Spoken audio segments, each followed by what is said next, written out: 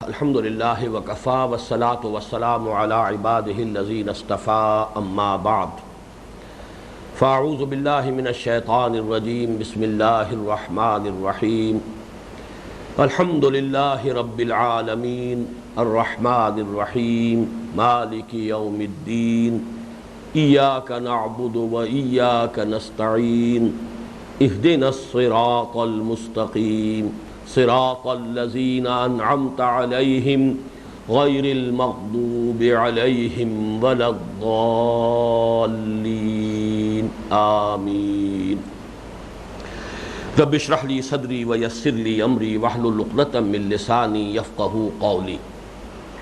اب ہم سورہ فاتحہ کا سلسلے وار ایک ایک آیت اور اس کے ایک ایک لفظ کے حوالے سے مطالعہ شروع کر رہے ہیں۔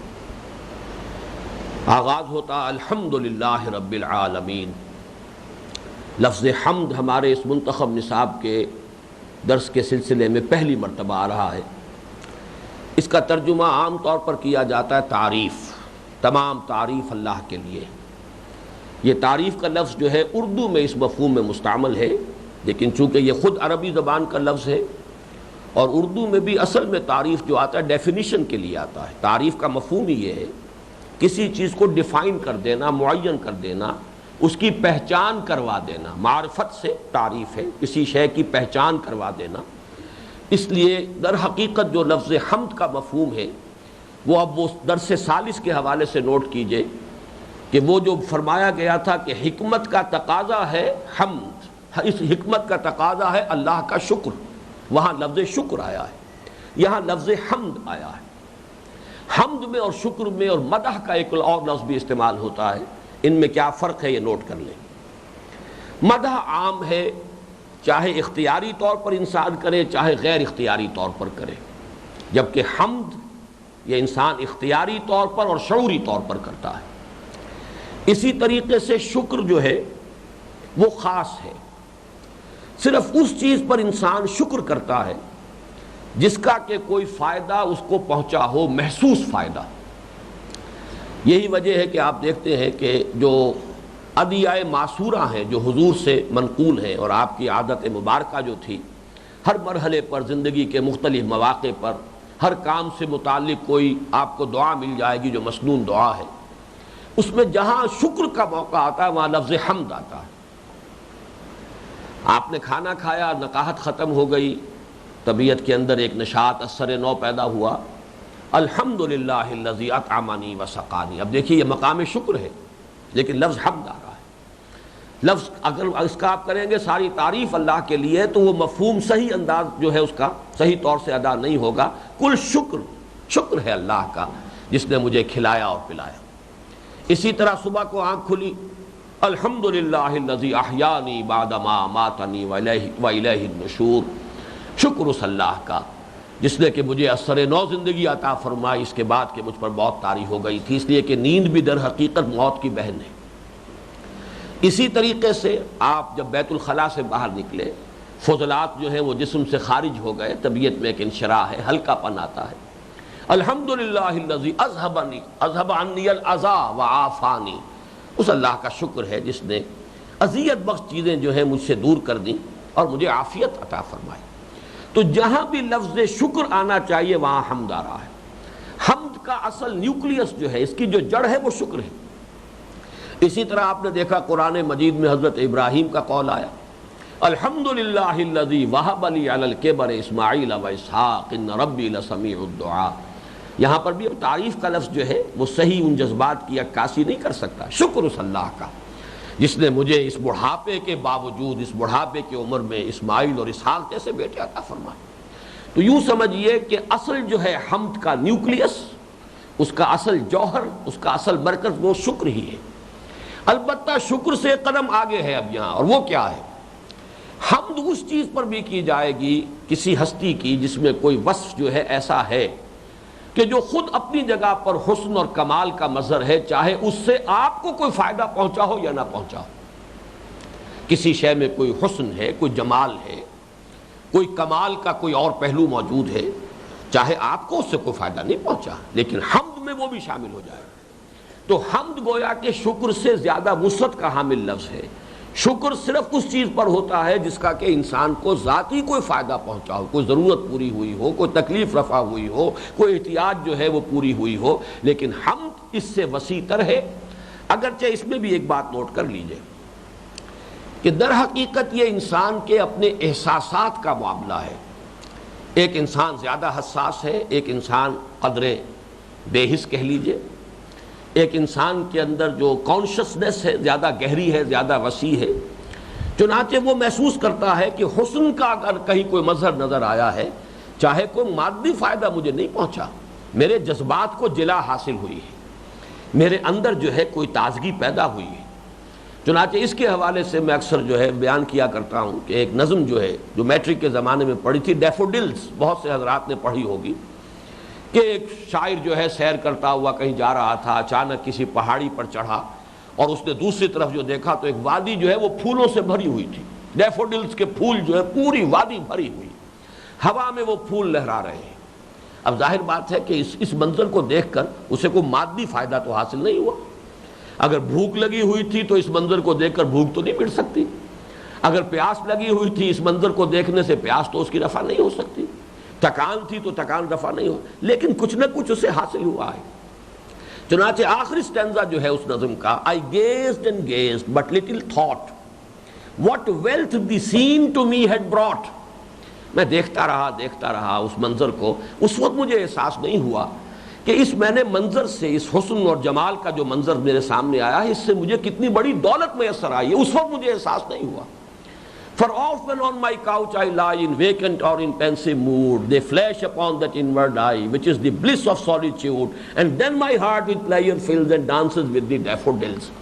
شاعر کہتا ہے کہ پھر بسا اوقات ایسا ہوتا ہے کسی وقت انسان جو ہے مزمحل ہے، طبیعت میں کوئی تکدر ہے، کوئی ملال کی کیفیت ہے، پڑا ہوا ہے، اچانک وہی منظر نگاہوں کے سامنے آتا ہے اور اس سے میری افسردگی رفع ہو جاتی ہے.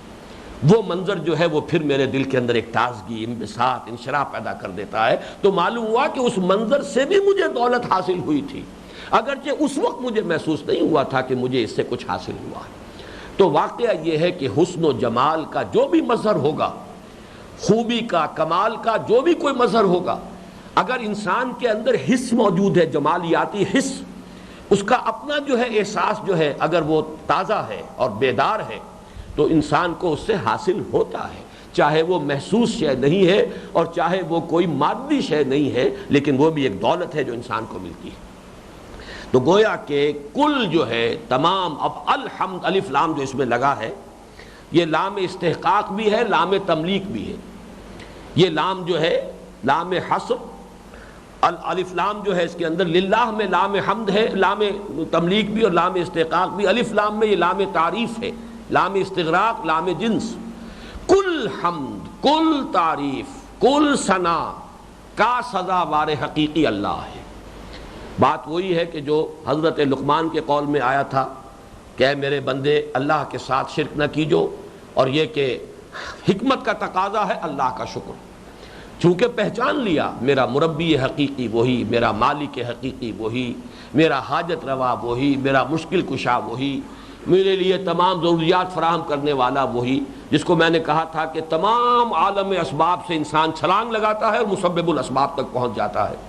اسی طریقے سے انسان سمجھتا ہے جو خیر، جو خوبی، جو حسن، جو کمال نظر آ رہا ہے سب کا منبع اور سرچشمہ اللہ کی ذات ہے. لہذا کل شکر اور کل ثنا، ثنا کے لفظ کو بھی نوٹ کیجئے. ثنا کیا ہے؟ ثنا کہتے ہیں تثنیہ، اس سے کہتے ہیں دوہرا کرنا. ثنا کیا ہے؟ کسی کی خوبی کو آپ جب بیان کرتے ہیں گویا کہ اس کے دوہرا کر اس کے سامنے رکھ رہے ہیں، اسی کی خوبی ہے، اس کے اندر ایک کمال اور جمال کا کوئی مظہر ہے، آپ نے بیان کیا ہے، تو ثنا یہ ہے. ثنا اور شکر کو جمع کریں گے تو لفظ حمد بنے گا. کل حمد، کل شکر، کل ثنا کا سزاوار حقیقی اللہ ہے. اس لفظ حمد کے بارے میں چند باتیں اور نوٹ کر لیجئے. اس کی جو عظمت ہے اس کا ایک مظہر یہ ہے کہ حضور کے تمام اسماء گرامی جو اہم ترین ہیں، جو حضور نے خاص طور پر بیان کیے ہیں، میں احمد بھی ہوں، میں محمد بھی ہوں، میں حامد بھی ہوں، یہ تمام حمد سے بنے ہیں. احمد حمد سے افعل التفضیل، محمد تحمید سے، یہ اس میں مفعول، حامد، محمود، یہ تمام الفاظ گویا کہ حضور کے بھی جو سب سے زیادہ نمایاں نام ہے وہ اسی لفظ سے ہے. اسی طریقے سے اس امت کو کہا گیا حمادون، بہت حمد کرنے والے. یہ گویا کہ قرآن مجید کا پہلا لفظ جو ہے اس کی عظمت کے لیے یہ چند شواہد میں اور پیش کر رہا ہوں. اور حضور نے فرمایا ہے کہ میدان حشر میں لواء الحمد بیدی، حمد کا جھنڈا میرے ہاتھ میں ہوگا.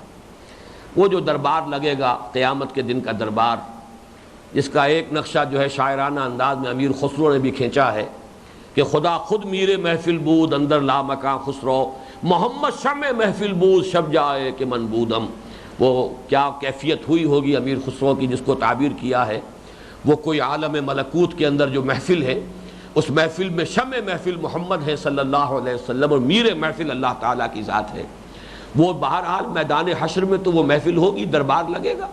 وَجَاءَ رَبُّكَ وَالْمَلَكُ صَفًّا صَفًّا، وہ تو آئیں گے، فرشتے کھڑے ہوں گے، اور تب پوری نوع انسانی جو ہے وہ موجود ہوگی. انبیاء بھی ہوں گے، اتقیاء بھی ہوں گے، صلحاء بھی ہوں گے. پھر اللہ تعالیٰ اپنی پوری جلالت شان کے ساتھ ہوگا. اس وقت اس دربار میں حمد کا جھنڈا محمد کے ہاتھ میں ہوگا صلی اللہ علیہ وسلم. لواء الحمد بیدی. اور بڑے پیارے الفاظ ہیں جو حضور نے فرمائے ہیں، جو حمد میں اللہ کی اس دن بیان کروں گا وہ اب بیان نہیں کر سکتا. اس کا مطلب کیا؟ بڑا گہرا ہے یہ جملہ. حمد آپ کسی کی بیان کر سکتے ہیں اپنے احساس اور اپنی فہم اور شعور کی گہرائی کے مطابق. جتنا کسی کے حسن کا آپ کو اندازہ ہوا اتنا ہی تو بیان کریں گے. اپریسیشن کی جو صلاحیت ہے سب میں برابر تو نہیں ہوتی. کسی میں وہ فیکلٹی جو ہے اپریسیشن کی وہ موجود ہے، کسی میں کم ہے، کسی میں زیادہ ہے. انسان کی معرفت ہی کے تناسب سے حمد ہوگی. اب ظاہر بات ہے کہ حضور صلی اللہ علیہ وسلم کے بارے میں جو فرمایا وَلَلْآخِرَةُ خَيْرٌ لَكَ مِنَ الْأُولَىٰ، ہر لحظہ ہر لمحہ آنے والا آپ کے لیے پچھلے لمحے پچھلی گھڑی سے بہتر ہے. تو وہ جو آخرت میں آپ کی کیفیت ہوگی، جو معرفت کی کیفیت اس وقت ہوگی، جس بلندی اور جس گہرائی پر معرفت ربانی اس وقت ہوگی محمد الرسول اللہ صلی اللہ علیہ وسلم کے پاس، وہ تو اس دنیا کے اندر تو اس درجے کی نہیں ہے. اس میں تو ترقی ہوگی نا. اسی لیے حضور فرماتے ہیں جو حمد میں اس روز بیان کروں گا وہ آج بیان نہیں کر سکتا. بہرحال اس وقت حمد کا جھنڈا حضور کے ہاتھ میں ہوگا. الحمدللہ رب العالمین. لام حرف جار ہے. اللہ، اس کے بارے میں بہت ہی جلدی میں تیزی کے ساتھ چند باتیں عرض کروں گا. یہ خود اپنی جگہ پر ایک عظیم الشان مسئلہ ہے. لفظ اللہ کے بارے میں دو آراء ہیں بنیادی طور پر. ایک تو یہ کہ یہ اسم جامد ہے، اسم علم ہے اللہ کے لیے، یہ کسی اور لفظ سے نکلا ہوا نہیں ہے. یہ صفاتی نام نہیں اللہ کا. باقی تمام نام صفاتی ہیں. رحیم الرحیم، علیم العلیم. صفت کے اوپر الف لام داخل کر دیجئے، معرفہ ہو گیا، معرف باللام ہو گیا، وہ اللہ کا نام بن گیا. یہی فرق ہے صفت میں اور نام میں. اسماء و صفات، آمنت باللہ کما ہوا باسمائہ و صفاتہ. صفت میں اور نام میں یہی فرق ہے. نکرہ ہے تو صفت ہے، وہی معرف باللام ہو گیا تو نام بن گیا. تو باقی تمام ناموں کے بارے میں تو اجماع ہے، اتفاق ہے کہ صفاتی نام ہے. اس کے بارے میں البتہ اختلاف ہے. ہمارے ہاں خاص طور پر جو صوفیاء کے ہاں معاملہ ہے، متصوفانہ مزاج کے جو بھی مفسرین ہیں، وہ اس رائے کے حامل ہیں کہ یہ کسی صفت پر مبنی نہیں ہے، یہ اس میں مشتق نہیں ہے، کسی مادے سے نہیں نکلا ہے، یہ تو اس میں جامد ہے، اس میں علم ہے، اللہ کا نام ہے، اس میں ذات ہے. لیکن دوسری رائے ہے کہ نہیں، یہ بھی اس میں صفت ہے. یہ الہ پر الف لام داخل ہونے سے بنا ہے. الالہ، لا الہ الا اللہ، لا الہ الا الالہ. گویا کہ یہاں پہ الہ ہی پر الف لام داخل ہوا ہے، لیکن یہ کہ دونوں لام مدغم ہو گئے تو الالہ کے بجائے اللہ بن گیا. تو جو ماہرین علم نحو ہیں ان میں اکثریت کی رائے یہی ہے، اور یہی رائے میرے نزدیک بھی زیادہ راجح ہے. اگرچہ ایک دلیل موجود ہے پہلی رائے کے جو قائلین ہیں، چونکہ یہ لفظ اللہ جو ہے بیہیو کرتا ہے اس میں علم کی حیثیت سے. جیسے کوئی منادہ جب بنتا ہے معرف باللام، جب اسے یاد داخل کیا جائے گا تو ایہا کہتے ہیں، یا رجل، لیکن الرجل ہوگا تو یا ایہا الرجل. اب ایہا ہوگا، یا سے کام نہیں بنے گا. لیکن اللہ کے ساتھ ہم ایہا نہیں کہتے، یا اللہ. معلوم ہوا بیہیو کر رہا ہے یہ لفظ ایک اس میں جامد کی حیثیت سے، اس میں علم کی حیثیت سے بیہیو کر رہا ہے، اس میں صفت کے طور پر نہیں، بلکہ اس میں علم کے طور پر، اس میں جامد کے طور پر۔ بھئی ہمارا رائے یہ ہے، اور اسی کو میں راجح سمجھتا ہوں، کہ یہ ٹھیک ہے استثنائی معاملہ ہے، ایکسیپشنز پروو دی رول، لیکن یہ بھی حقیقت میں الہن پر الف لام داخل ہوا، الالہ یعنی اللہ بن گیا۔ لیکن اس میں جو سب سے زیادہ جامعیت ہے، واقعہ یہ ہے کہ اگر یہ اسم ذات بھی ہے تو الہ سے زیادہ کوئی موضوع مادہ نہیں تھا کہ جس سے اللہ کا اسم ذات اخذ کیا جائے، اس لیے کہ یہ لفظ جو ہے اپنے مادے کے اعتبار سے اتنے مختلف مفہوم اپنے اندر رکھتا ہے۔ ایک رائے یہ ہے کہ یہ الف لام ہے سے بنا ہے، الہ یا الہو اس کے معنی عبدہ، اس کی عبادت کی، یعنی وہ ہستی اللہ ہے، وہ الہ ہے جس کی عبادت کی جائے۔ ایک اسی طرح الہ یا الہو آتا ہے کسی حاجت کی شدت میں کسی کی طرف لپکنا، الہ الفصیل الی امہ، کہ جیسے کہ کوئی بچہ ہے، بکری کا بچہ ہے، آپ نے اسے باندھا ہوا ہے، اسے بھوک لگی ہوئی ہے، وہ اپنی ماں کی تھنوں کی طرف جو ہے دیکھ رہا ہے، اگر کہیں رسی اس کی کھل جائے تو دوڑتا ہے وہ ماں کے تھنوں کی طرف۔ یہ جو ہے الہ الفصیل الی امہ، وہ بچہ کے جو ماں سے جدا کر دیا گیا تھا لپکا اپنی ماں کی طرف، اس لیے کہ اسے معلوم ہے کہ یہیں سے مجھے غذا ملنی ہے، میری ضرورت یہیں سے پوری ہوگی۔ ان دونوں کو اگر سامنے رکھیں گے تو یہ گویا کہ جو عام لوگ ہیں، عامت الناس، ان کا جو تصور الہ ہے وہ اسی سے مبنی ہے۔ اللہ کون ہے؟ معبود، لا الہ الا اللہ، لا معبود الا اللہ۔ اللہ کون ہے؟ وہ جو حاجت روا ہے، مشکل کشا ہے، جو مصیبت کو دور کرنے والا ہے، جو دعاؤں کا سننے والا ہے۔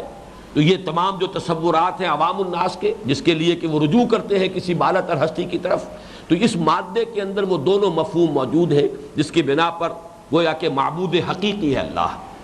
اب دوسری رائے یہ ہے کہ یہ واو لام ہے سے بنا ہے، وَلَهَ يَلِهُ، اور واو الف سے بدل جاتا ہے، جیسے واحد سے احد بنا ہے، واحد سے احد ہے، یہاں واو جو ہے بدل گیا ہے، الف بن گیا ہے، حمزہ بن گیا ہے۔ اس اعتبار سے نوٹ کیجئے تو یہ وَلَهَ کہتے ہیں والہانہ محبت جسے کہتے ہیں، وہ ہستی جس سے انسان کی فطرت میں والہانہ محبت موجود ہے۔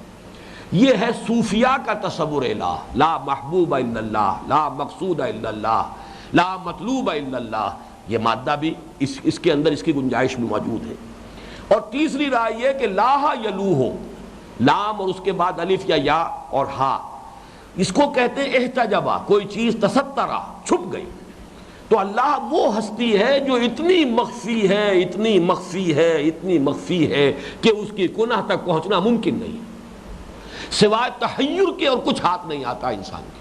اللہ کی ذات و صفات کے بارے میں بھی، صفات میں بھی یہ نہ سمجھیے کہ ہمیں صحیح علم صفات کا ہے، اس لیے کہ صفات کو بھی ہم صرف یہ جانتے ہیں کہ اللہ سنتا ہے، سمیع ہے۔ کیسے سنتا ہے یہ ہمیں نہیں معلوم۔ ہماری طرح کا سننا نہیں ہے کہ جیسے کان ہو اللہ کے معاذ اللہ، اور ہوا میں وہ ساؤنڈ ویوز چلی آ رہی ہوں تو اس سے ہم سنتے ہیں، معاذ اللہ ثم معاذ اللہ۔ اللہ سنتا ہے، کیسے سنتا ہے اس کو ہم نہیں جان سکتے، کتنا سمیع ہے یہ بھی ہم نہیں جان سکتے۔ اللہ قدیر ہے، کتنا قدیر ہے ہمیں کچھ پتہ نہیں، کیا اندازہ کریں گے ہم؟ ہمارا عقل کا معاملہ، ہماری سمجھ، ہمارا فہم، ہمارا تخیل، ہمارا تصور، یہ سب کا سب محدود۔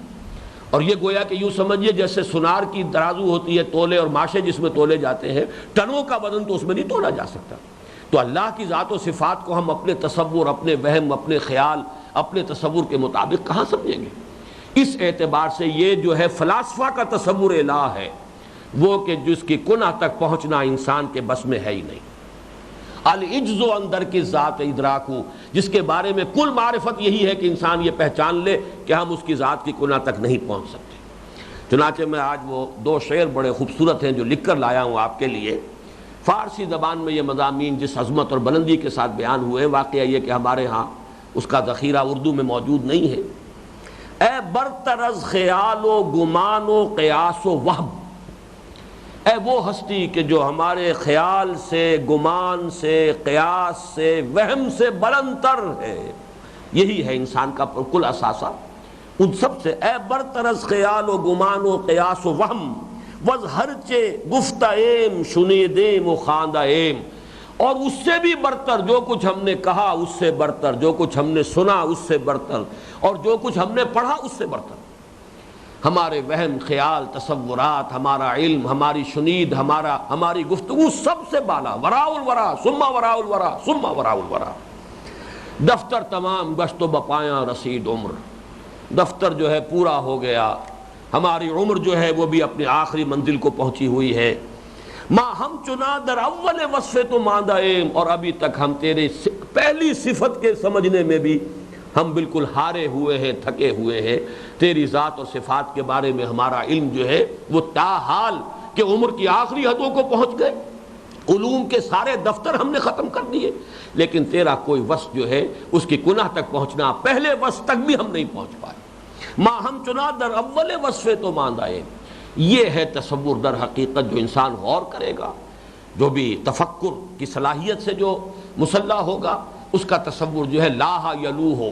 چنانچہ امام راضی نے بڑا پیارا جملہ استعمال کیا ہے، فَسُبْحَانَ الَّذِي احْتَجَبَ لِشِدَّةِ ظُہُورِهِ، پاک ہے وہ ذات کہ جو محجوب ہو گئی ہے، پردے میں آ گئی ہے، لیکن اپنے شدت ظہور کی وجہ سے پردے میں ہے۔ وہ اس معنی میں پردے میں نہیں ہے کہ چھپی ہوئی ہو، جیسے سورج ہے، آپ نہیں دیکھ سکتے سورج کی طرف، آنکھیں جو ہے آپ اپنی جو ہے مسلسل نہیں لگا سکتے، سورج کو نہیں دیکھ سکتے، اس وجہ سے نہیں کہ سورج چھپا ہوا ہے، وہ اپنی شدت ظہور کی وجہ سے اتنا زیادہ ظاہر ہے کہ آپ نہیں دیکھ پاتے۔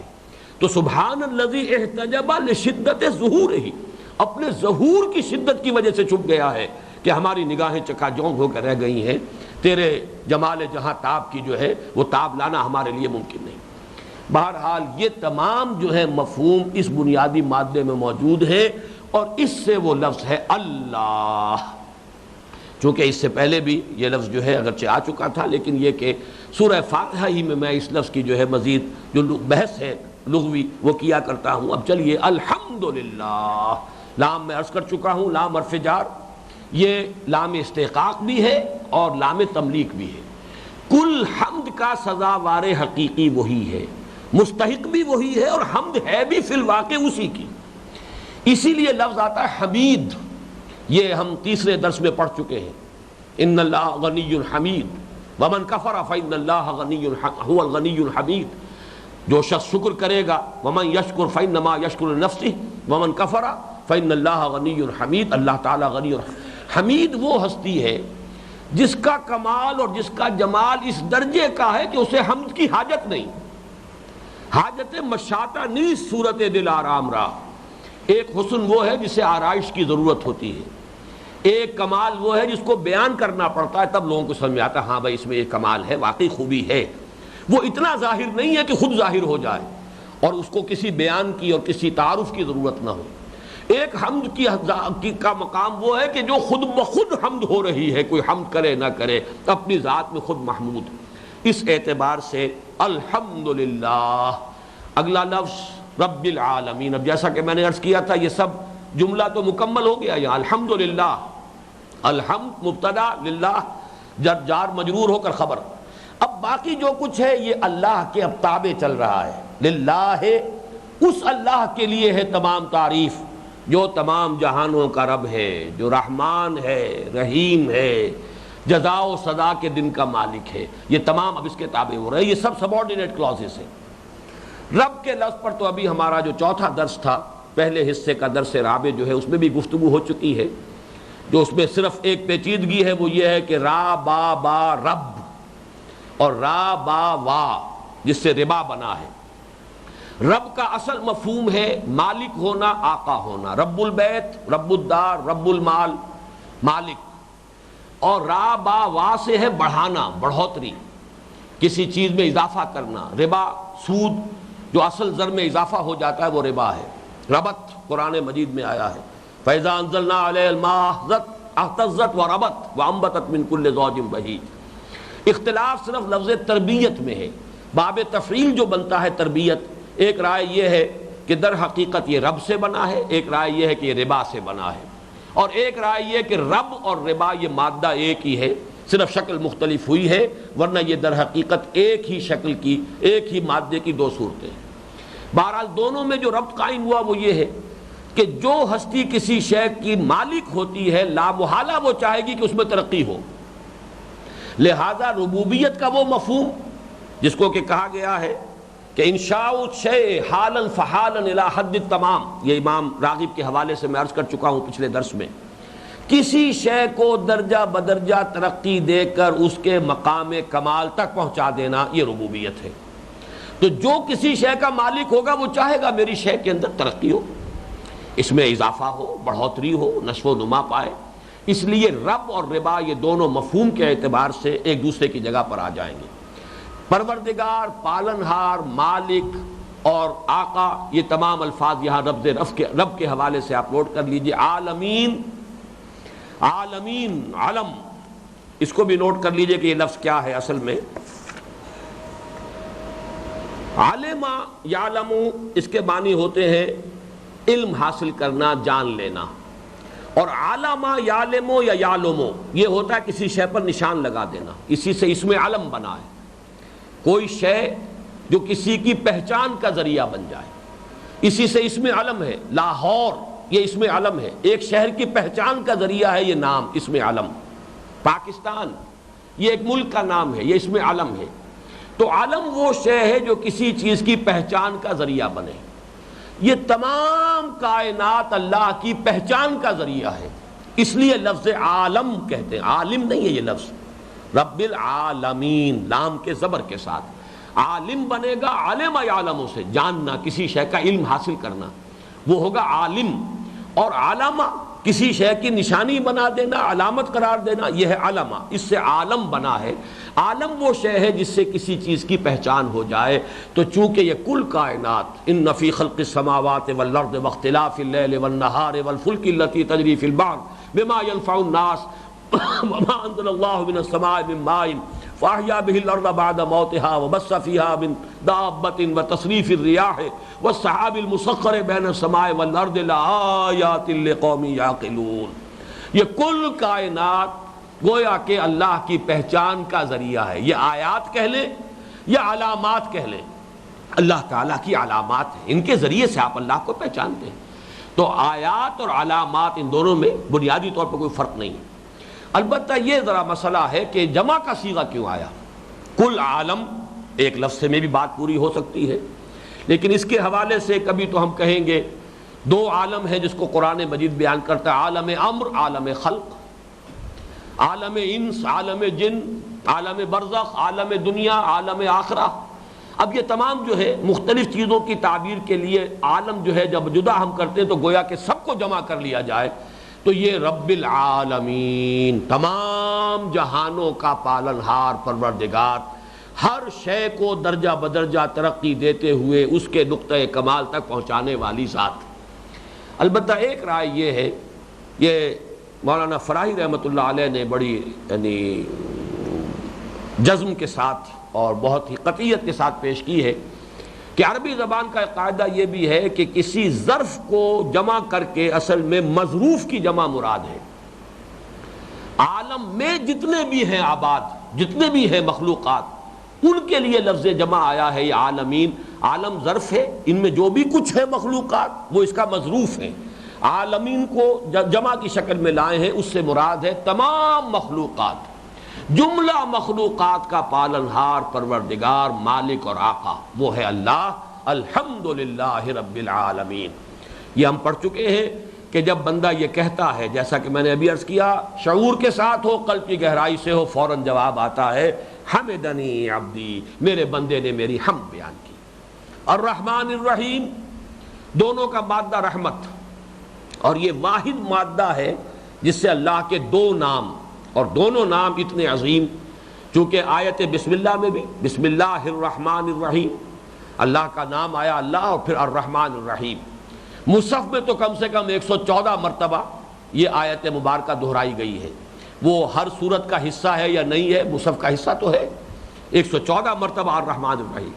الرحمن الرحیم آیت بسم اللہ میں بھی بریکٹ ہو کر آئے، اس آیت نمبر 2 جو ہے سورہ فاتحہ کی، اس میں بھی بریکٹ ہو کر آئے، اور بھی متعدد مقامات پر قرآن مجید میں یہ دونوں نام بریکٹ ہو کر آتے ہیں۔ ان میں کیا فرق ہے؟ رحمت کی ایک کیفیت رحمان، فعلان کے وزن پر مبالغے کا صیغہ ہے، رحیم فعیل کے وزن پر صفت مشبہ، ان دونوں میں فرق کیا ہوتا ہے؟ اگرچہ بہت سے مفسرین نے مختلف رائے دی ہیں، رحمان الدنیا و رحیم الآخرہ، اس لیے کہ دنیا ایک عارضی شے ہے، اور جو مبالغے کا صیغہ ہوتا ہے ہیجانی کیفیت وہ عارضی ہوتی ہے، وہ دائم نہیں رہا کرتی۔ تو گویا کہ دنیا میں تو اللہ کی صفت رحمانیت کا ظہور ہو رہا ہے، اور رحیم چونکہ دوام ہے، اس میں صفت مشبہ میں استقلال اور دوام ہوتا ہے، اور آخرت ہے ہمیشہ ہمیشہ باقی رہنے والی چیز، لہذا گویا کہ رحیمیت کی جو شان ہے اللہ کی، اس کی زیادہ مناسبت عالم آخرہ کے ساتھ ہے، رحمانیت کی جو شان ہے اس کی زیادہ مناسبت جو ہے عالم دنیا کے ساتھ ہے۔ یہ بہت سے حضرات کی رائے ہے، لیکن میرے نزدیک مولانا فراہی اور مولانا اصلاحی ان دونوں کی رائے جو ہے مجھے راجح محسوس ہوتی ہے اور بڑی وزنی محسوس ہوتی ہے کہ اللہ تعالیٰ کی صفت رحمت کی یہ دونوں شانیں بیک وقت موجود ہیں۔ رحمان فعلان کے بدن پر، غضبان کہتے ہیں بہت غضبناک، غضبان آصفہ۔ حضرت موسیٰ جب واپس لوٹے ہیں، جب اللہ نے بتایا کہ تمہاری قوم جو ہے وہ تو شرک میں مبتلا ہو گئی، تو فرجع الی قومہ غضبان آصفہ، آئے ہیں واپس غضبناک، جلالی مزاج کے تھے۔ جو غصے کا عالم ہوگا اس کا آپ اندازہ کیجئے کہ بڑے بھائی ہیں حضرت ہارون، اور ان کی داڑھی پکڑی ہے ایک ہاتھ سے اور سر کے بال پکڑے دوسرے ہاتھ سے، گھسیٹا ہے انہیں کہ تم نے یہ کیا کیا میرے پیچھے، تم نے میری خلافت کا یہ برا حق ہے جو ادا کیا ہے۔ بہرحال غضبان، عطشان، جو شخص پیاس سے مرا جا رہا، انا عطشان، سخت پیاسا ہوں۔ تعبان کہتا ہے آج کا عرب نوجوان، تعبان، بہت تھکا ہوا ہوں، بہت میں مزمحل ہوں۔ جوعان، بھوک سے مرا جا رہا۔ تو گویا کہ ایک ہیجانی اور طوفانی کیفیت ہوتی ہے کہ جس کے اندر یہ جو صفت مبالغے میں یہ فعلان کا صیغہ آتا ہے۔ تو اللہ کی رحمت گویا کہ ٹھاٹھے مارتے ہوئے سمندر کے مانند بھی ہے، اور رحیم اس میں دوام ہے، استقلال ہے، پائیداری ہے، تسلسل ہے۔ اللہ تعالیٰ کی رحمت اور یہ دونوں شانیں بیک وقت ہیں، ہمارے لیے ان امیجنیبل ہے ان دونوں شانوں کا بیک وقت ہونا۔ یہ نقطہ بھی بہت خوبصورتی سے مولانا فراہی نے بیان کیا ہے۔ اللہ تعالیٰ کے اسماء و صفات میں قرآن مجید میں صرف ایک استثناء ہے کہ حرف عطف آیا ہے، هو الاول والآخر والظاہر والباطن، باقی کہیں عطف نہیں آتا۔ عزیز الحکیم، عزیز والحکیم یہ نہیں آئے گا، آپ کو غفور الرحیم آئے گا، کہیں واو نہیں آئے گا۔ هو اللہ الذی لا الہ الا هو الملک القدوس السلام المؤمن المہیمن العزیز الجبار المتکبر۔ 8 اسماء آ گئے، کہیں حرف عطف نہیں، اس لیے کہ اللہ کی ذات میں یہ تمام شانیں بیک وقت موجود ہیں۔ ایسا نہیں ہے کہ ایک وقت میں اس میں یہ کیفیت ہے، ایک وقت میں یہ کیفیت ہے، تمام کیفیات، تمام شانیں، تمام صفات بیک وقت موجود ہیں۔ ورنہ یہ کہ حرف عطف آ جاتا ہے تو مغایرت ہے۔ حرف عطف کے کیا معنی؟ معطوف اور معطوف علیہ میں مغایرت ہے، یہ کوئی اور شے ہے، یہ کوئی اور شے ہے۔ ذات باری تعالیٰ کے اندر تجزیہ نہیں ہے، اس کے حصے بکھرے نہیں کیے جا سکتے، اس کی شان جو ہے تمام صفات اور تمام اسماء بیک وقت اس کی شانیں موجود ہیں۔ اب یہ ہمارے لیے جیسا کہ میں نے عرض کیا ان امیجنیبل ہے، لیکن یہ کہ ایک مثال سے بات سمجھ میں آئے گی وہ میں نے بارہا بیان کی ہے، اور ہر شخص کا تجربہ بھی ہوگا۔ اگر خدا نہ خواستہ کہیں روڈ ایکسیڈنٹ ہوا ہو، کہیں کوئی بس جو ہے اس کا حادثہ ہوا ہے، اور کہیں کوئی آپ دیکھیں کہ کوئی ماں جو ہے فرض کیجئے کہ اس میں ہلاک ہو گئی ہے، اور کوئی دودھ پیتا بچہ جو ہے اسے کیا پتا میری ماں مر گئی ہے، وہ اس کی چھاتی سے چمٹا ہوا ہے۔ جو انسان بھی دیکھے گا اس کے دل میں ایک کیفیت جو ہے ہیجانی کیفیت پیدا ہوگی، یہ بچہ بے یارو مددگار رہ گیا۔ ہو سکتا ہے آئیڈینٹیفائی بھی نہ ہو رہی ہو عورت کون ہے، کون اس کے ویئر اباؤٹس ہے، کہاں سے یہ آئی تھی۔ ہر شخص چاہے گا کہ اب اس بچے کا جو لاوارث رہ گیا ہے، جس کا کوئی بھی اب نگہبان نہیں ہے، کوئی بھی اب پالنے والا نہیں، میں اس کی پرورش کا ذمہ لے لوں۔ یہ ایک جوش جو ہے طبیعت کے اندر، فطرت انسانی کے اندر یہ مادہ موجود ہے، یہ ایک جوش رحمت جو ہے ہر فرد کے اندر آئے گا، الا یہ کہ وہ سوتے خشک ہو چکے ہیں فطرت کے، اور فطرت مست ہو چکی ہے، وہ بات بالکل دوسری ہے۔ لیکن ہمارا حال یہ ہے کہ ہمارا یہ جوش عارضی ہوتا ہے۔ ہو سکتا ہے جب اس وقت اب ہم اس کے بچے کو اپنے اسی جوش رحمت میں اس کی پرورش کی ذمہ داری لے لیں، تو کچھ عرصے کے بعد ہم پچھتائیں کہ یہ ہم نے کیا کیا، خام خواہ، میری تو اپنی ذمہ داریاں بہت تھیں، پہلے ہی بچے جو ہیں وہ کوئی کم نہیں ہے، ان کو کھلانا پلانا ہی جو ہے خاصا مشکل تھا، یہ میں نے خام خواہ ایک بوجھ لے لیا۔ ہماری وہ رحمت کا جوش جو ہے وہ ختم ہو جاتا ہے۔ لیکن یہ کہ اللہ تعالیٰ کی یہ رحمت کی دونوں شانیں ایک وقت موجود ہیں، ان میں دوام بھی ہے، تسلسل بھی ہے، اور اس کے اندر کچھ ہیجانی کیفیت بھی ہے۔ الرحمن الرحیم، اس میں بھی ذرا نوٹ کیجئے، سورہ لقمان کے درس کے ضمن میں جو دوسرا رکوع ہے میں نے عرض کیا تھا کہ فطرت انسانی میں شکر کا مادہ موجود ہے۔ اب نوٹ کیجئے فطرت انسانی میں رحم کا مادہ بھی موجود ہے، یہ اگلا معاملہ ہے۔ در حقیقت ایک ہی تصویر کے دو رخ ہیں۔ آپ کی کوئی احتیاج تھی، کسی نے آپ کے ساتھ بھلائی کی، آپ بھوکے تھے، آپ کو کھانے کو دیا، جذبہ تشکر آپ میں پیدا ہوگا۔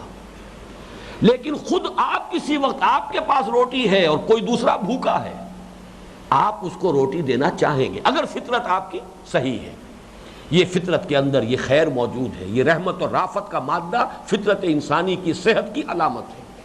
گویا کہ یہاں سورہ لقمان سے ایک قدم بات آگے چلی گئی۔ سورہ لقمان میں صرف شکر کا لفظ آیا تھا، وَلَقَدْ آتَيْنَا لُقْمَانَ الْحِكْمَةَ أَنِ اشْكُرْ لِلَّهِ وَمَنْ يَشْكُرْ فَإِنَّمَا يَشْكُرُ لِنَفْسِهِ وَمَنْ كَفَرَ فَإِنَّ اللَّهَ غَنِيٌّ حَمِيدٌ۔ یہاں نمبر ایک شکر سے اگلا لفظ آیا حمد، شکر سے وسعت بھی زیادہ ہو گئی، اس کے اندر حسن اور جمال اور کمال، چاہے براہ راست اس کا کوئی فائدہ ہمیں نہ بھی پہنچ رہا ہو، اس پر بھی حمد ہوگی۔ شکر جبکہ صرف اس پر کیا جائے گا جس سے کوئی فائدہ ذاتی طور پر آپ کو پہنچا ہو۔ پھر اس سے آگے رحمت، یہ بھی فطرت انسانی کا جو ہے، یہ اس کے اندر ایک اس کی صحت کی علامت ہے۔ اسی کے حوالے سے انسان پہچان سکتا ہے رحمت کہتے کسے ہیں۔ اگر ہمارے اندر رحمت کا یہ مادہ نہ ہو تو ہم کیسے پہچانیں گے اللہ کی شان رحیمی کو اور اللہ کی شان رحمانیت کو؟ یہ فطرت کے اندر موجود ہے انسان کے۔ یہی وجہ ہے کہ حدیث میں آتا ہے، حضور نے فرمایا کہ اللہ تعالیٰ نے اپنی رحمت کے 100 حصے کیے، 99 اپنے پاس رکھے اور ایک حصہ کل مخلوقات میں تقسیم کر دیا ہے۔ تو تمام مخلوقات میں جو تم باہمی رافت و رحمت کے جذبات پاتے ہو، ماں کے اندر جو مامتا ہے، محبت ہے اولاد کی، باپ میں جو شفقت ہے، بہنوں بھائیوں میں جو اخوت کا رشتہ ہے، جو محبت ہے، جو بھی آپ دیکھتے ہیں جتنے بھی رحمت کے مظاہر کل مخلوقات میں ہیں، یہ سب کے سب در حقیقت رحمت خداوندی کے 100ویں حصے کا ظہور ہے جو پوری کائنات میں نظر آ رہا ہے۔ اس سے اندازہ کیجئے اللہ تعالیٰ کی شان رحیمی اور شان رحمانی کا۔ الحمدللہ رب العالمین الرحمن الرحیم مالک یوم الدین۔ اب دیکھیے یہاں پر سورہ لقمان سے پھر تقابل کیجئے۔ سورہ لقمان میں دو باتیں آ گئی تھیں، نیکی نیکی ہے، بدی بدی ہے۔ یہ فطرت انسانی پہچانتی ہے، نیکی اور بدی میں امتیاز کرتی ہے۔ معروف اور منکر کا فرق فطرت کے اندر پہلے سے موجود ہے، امتیاز موجود ہے۔ یہی وجہ ہے کہ وہاں الفاظ آئے یا بنی اقم الصلاۃ وامر بالمعروف وانہی عن المنکر واصبر علی ما اصابک۔ پھر یہ کہ معروف اور منکر کے الفاظ اس رکوع کے اندر علیحدہ علیحدہ بھی آ گئے۔ چنانچہ شروع میں فرمایا والدین کے ساتھ حسن سلوک کے ضمن میں، اگر وہ تمہیں شرک کا حکم دیں تو ان کا کہنا مت مانو، لیکن وصاحبہما فی الدنیا معروفا، دنیا میں ان کے ساتھ بھلے طریقے پر، معروف طریقے پر پھر بھی رہو، ان کے ساتھ حسن سلوک جو ہے وہ جاری رہے گا، اطاعت نہیں کی جائے گی۔ اور منکر کا لفظ جو ہے اس کی آخری شکل انکر، ان انکر الاصوات لصوت الحمیر، سب سے زیادہ ناپسندیدہ مکروہ آواز جو ہے وہ گدھے کی آواز ہے۔ قرآن کا یہ خاص وصف ہے، جب وہ اپنی اصطلاحات لاتا ہے تو اصطلاحات کے ادھر ادھر دائیں بائیں پہلے یا بعد میں سیاق و سباق میں ان الفاظ کا استعمال لے آتا ہے جن سے کہ اس اصطلاح کو سمجھنے میں مدد ملتی ہے، اس کا ایک عکس ہے جو پڑھتا ہے۔ لیکن اب یہاں دیکھیے سورہ لقمان میں دوسری بات کیا تھی، جب نیکی نیکی ہے، بدی بدی ہے، تو لا محالہ نیکی کا نتیجہ اچھا نکلنا چاہیے، بدی کا نتیجہ برا نکلنا چاہیے۔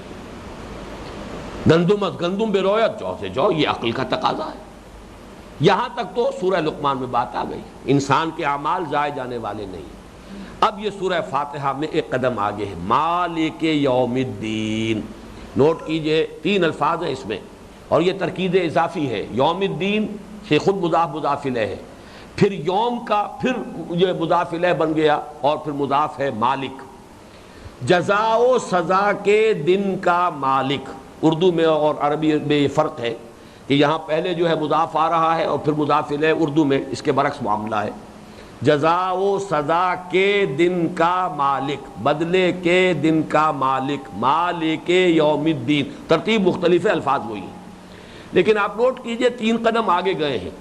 دو قدم، پہلا قدم تو وہاں تھا، بدلہ ہونا چاہیے، لیکن یہاں معلوم ہوا کہ اعمال جو ضائع ہونے والے نہیں ہیں، نتیجہ کیا نکلے گا کہ بدلہ ملے گا۔ دوسری بات، بدلے کے فیصلے کا ایک دن معین ہے۔ اب یہ دن جو ہے یوم، یہ نبوت اور رسالت کے بغیر انسان کو معلوم نہیں ہو سکتا۔ ایک دن آنا ہے، یوم القیامہ، ایک دن ہے کہ پوری نوع انسانی، یوم یقوم الناس لرب العالمین، تمام جہانوں کے رب اور مالک کے سامنے تمام انسان کھڑے ہوں گے، محاسبہ ہوگا، حساب کتاب ہوگا، وزن اعمال ہوگا، یہ یوم ہے۔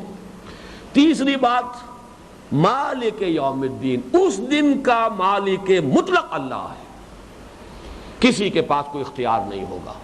اس میں گویا کہ نفی ہو گئی تمام جو بھی تصورات شفاعت باطلہ کے ہیں۔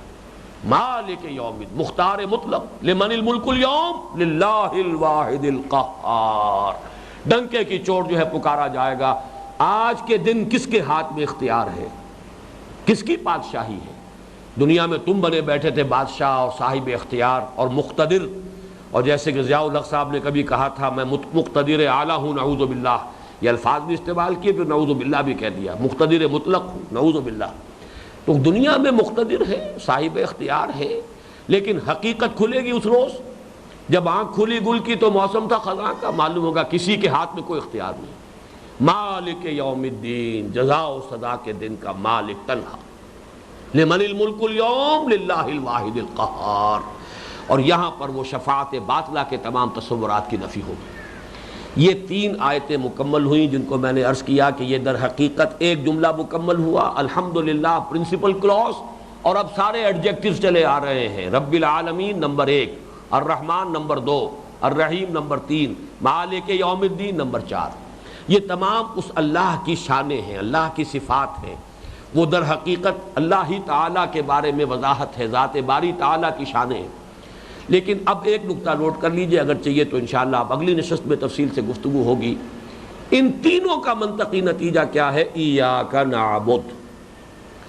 یہ بات بھی میں تفصیل سے عرض کر چکا ہوں تیسرے درس کے ضمن میں کہ فطرت انسانی کا تقاضا یہ ہے کہ حل جزاء الاحسان الا الاحسان، بھلائی کا بدلہ بھلا۔ اگر کسی نے آپ کے ساتھ کوئی خیر کیا ہے، بھلائی کی ہے، تو آپ بھی اس کے ساتھ بھلائی کیجیے۔ اگر تو وہ ذات یا ہستی ایسی ہے جس کو آپ بدلہ دے سکیں تو بدلہ دے دیجیے۔ آپ نے اپنا بوجھ اتار دیا، عوض معاوضہ، گلا ندارت، کوئی احسان کا بوجھ نہیں رہا۔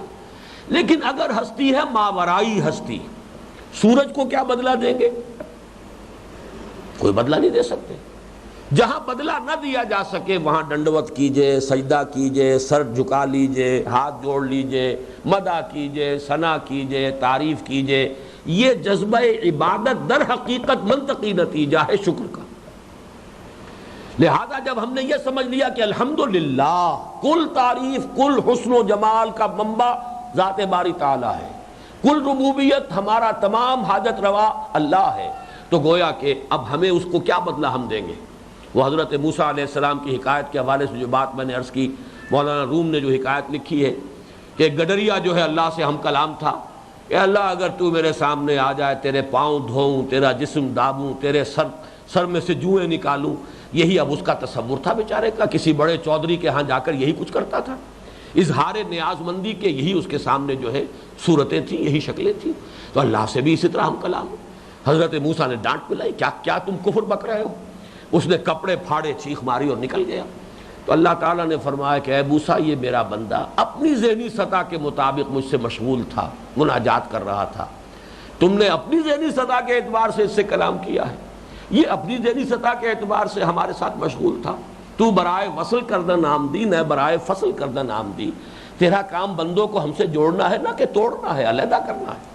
بہرحال یہ سطح سمجھ لیجئے، انسان جب کچھ نہیں بدلہ دے سکتا تو سوائے اس کے اور کیا کرے گا؟ قنوت جسے کہتے ہیں، 10 بستہ کھڑے ہو گئے، ہاتھ جوڑ دیے، ڈنڈوت کر دیا، سر جھکا دیا، سجدہ کر دیا، مدح کر دی، ثنا کر دی، پرارتھنا کر دی، سوائے اس کے تو اور کچھ نہیں۔